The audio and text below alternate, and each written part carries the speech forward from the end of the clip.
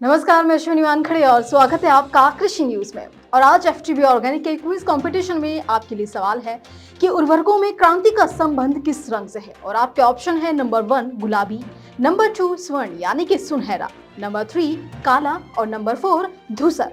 तो देरी किस बात की, फटाफट से आप हमें इसका जवाब आपकी स्क्रीन पर दिख रहे मोबाइल नंबर पर एसएमएस कर बताएं और जीतें एफटीबी ऑर्गेनिक के डिस्काउंट कूपन्स और ढेरों इनाम। आइए अब रुक करते हैं हेडलाइंस की ओर। झारखंड में शुरू हुई फसल राहत योजना, किसानों को फसल नुकसान का दिया जाएगा मुआवजा। यूपी सरकार की नई पहल, किसानों को जैविक विधि से खेती के लिए मिलेगा अनुदान। छत्तीसगढ़ के सरगुजा संभाग के जिलों में बारिश से परेशान किसान, चिट्ठी लिखकर सीएम से की अपील। झारखंड को सूखाग्रस्त घोषित करने की मांग को लेकर विपक्ष का हंगामा, कृषि मंत्री ने दिया बड़ा बयान। बरसात में बर्बाद नहीं होगी गुलाब की खेती, नुकसान से बचने के लिए अपनाएं नए तरीके। 75वें स्वतंत्रता दिवस के अवसर पर हर घर तिरंगा अभियान के तहत डाकघरों से होगी तिरंगे की बिक्री। आइए विस्तार से खबरों की ओर रुख करते हैं। झारखंड की हेमंत सोरेन सरकार ने झारखंड फसल राहत योजना की शुरुआत की है और इस योजना के तहत झारखंड सरकार प्राकृतिक आपदा से हुए फसल क्षति का आकलन कर किसानों को प्रति एकड़ 3 से 4 हजार रुपए मुआवजे के तौर पर देगी। और इस योजना का लाभ भूमि मालिक और भूमिहीन किसान दोनों को दिया जाएगा। झारखंड फसल राहत योजना का लाभ लेने के लिए किसानों को इसकी आधिकारिक वेबसाइट jrfry.jharkhand.gov.in पर जाकर रजिस्ट्रेशन करवाना होगा।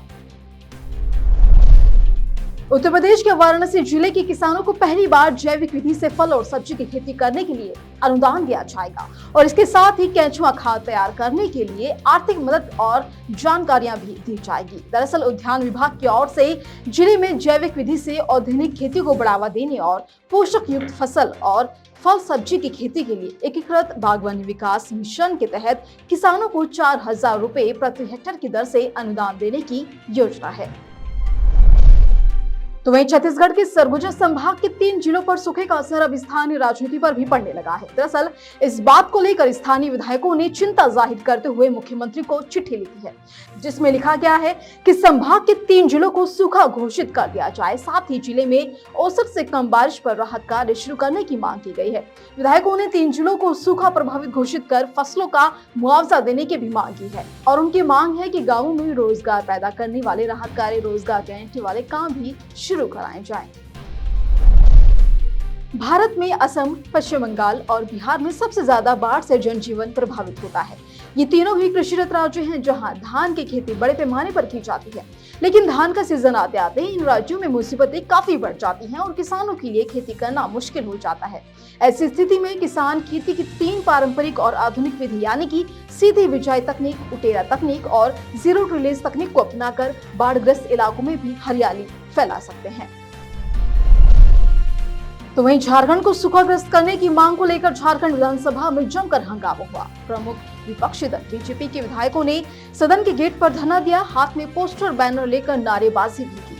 किसानों के परिधान पहने बीजेपी विधायक हंगामा करते हुए वेल तक पहुंच गए और वहीं सदन में इस पर जवाब देते हुए झारखंड के कृषि मंत्री बादल पत्रलेख ने कहा कि पिछली कैबिनेट की बैठक में इस विषय पर राज्य के मुख्यमंत्री हेमंत सोरेन के साथ चर्चा की गई थी। उन्होंने कहा कि राज्य में पहली बार सूखे की स्थिति नहीं बनी है, इससे पहले भी झारखंड में सूखा और अकाल पड़ा है और राज्य सरकार द्वारा बैठक की गई है। कृषि मंत्री ने बताया कि राज्य की स्थिति के बारे में कृषि विभाग ने मुख्यमंत्री और आपदा प्रबंधन विभाग को जानकारियां दे दी हैं।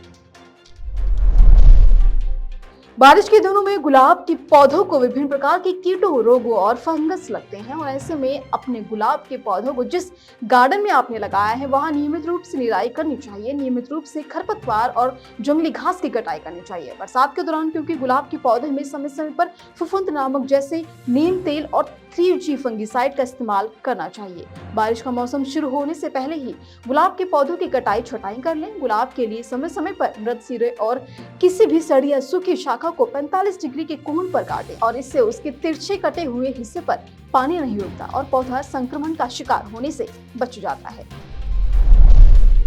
तो वहीं कृषि जागरण द्वारा किसानों को सशक्त बनाने के लिए कई तरह के ट्रेनिंग प्रोग्राम आयोजित किए जाते हैं। उन्हीं में से एक है farmer the journalist empowering journalism with the farmers, जिसमें किसानों को सशक्त बनाने के लिए कई तरह की ट्रेनिंग दी जाती है। वहीं इससे जुड़े एक फार्मर द जर्नलिस्ट ने कृषि जागरण के साथ अपनी वीडियो शेयर कर गन्ने की कटाई के नए तरीके बताए हैं।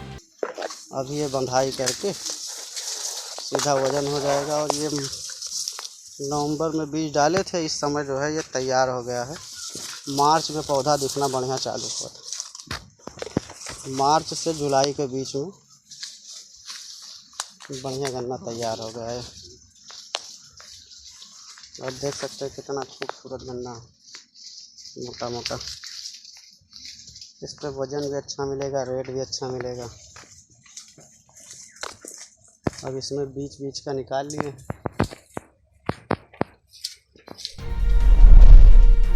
भारत सरकार द्वारा हर घर तिरंगा अभियान के तहत सभी नागरिकों से अपने अपने घरों में 13 से 15 अगस्त तक तिरंगा फहराने की अपील की गई है।